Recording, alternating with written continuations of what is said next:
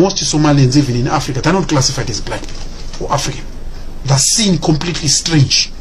And if you ask yourself, even when I was visiting in some African countries, when I look at a Somalian, I was like, everything, the behaviors of a Somali is not African.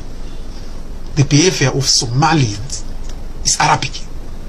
Their behavior, the way they behave, is nothing to do with Africa whatsoever. Somalians, Ethiopians, their behavior is foreign. Even Europeans, they know that. Europeans, if they see a Somalian, they don't treat Somalians as black, like me, like any other black person. No, they treat them completely separate. Why? They know exactly the bloodline. Like, these people belong to a Middle Eastern generic blood. They're treated like that, Somalians, if you look at it. Even in Europe, including in America, even in countries like America or in Europe, in any European country, a person who is a Somalian or a Nigerian, or a person from Nigeria, or a person from Angola, and a person from Somalian, the person from Somaliland is treated completely different. And the bloodline of these children remained to today, and people you see today is Somalian, Ethiopian, Djibouti, and Eritreans. You can look at them even today, you can tell these people are not African. You don't need rocket science. Spiritually, you can see a Somalian is not connected to you. You don't need to be connected. You can see you'll never connect to a Somalian person. Even Europeans know that already. There are over 250 million people with black skin in India. I mean, I'm talking about India. In India. But are they black? No. Are they classified as Africans? No. Yet they've got a black skin color in India. Why? Well, the forefathers. They can be born in Africa, but they will still, even if you look at a Somalian person, you won't connect to a Somalian person. Why? They're the children of the invading Arab males. 600, 700, 800 years ago in Africa. Arabs came from north. Arabs used to rule North African countries.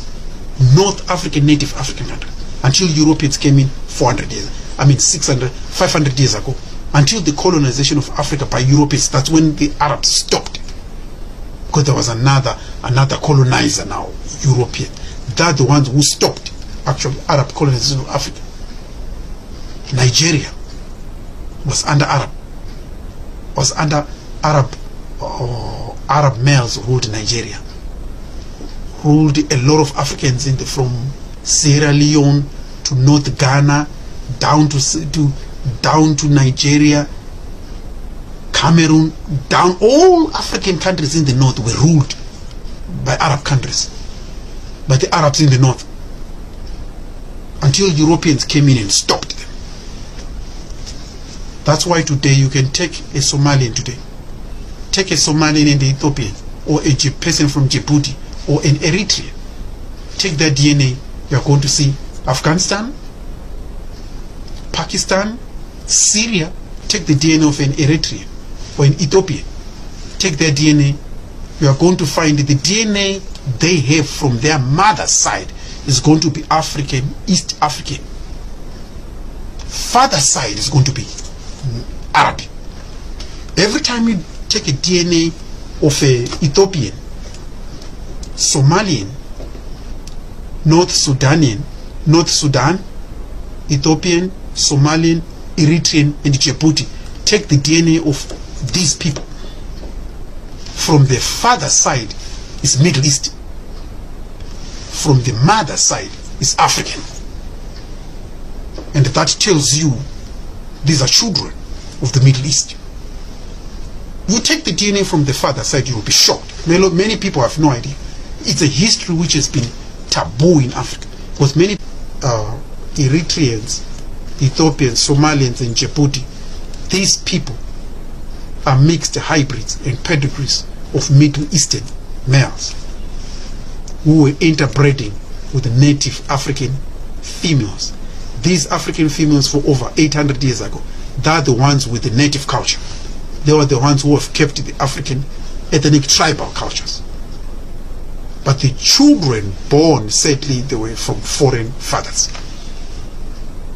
Most of them were Arabs. Africans never went to the Middle East and brought an Arab woman into Africa. That didn't exist. That didn't happen. You know, in fact, our females were the ones who were forced to breed and taken by force to foreign nations.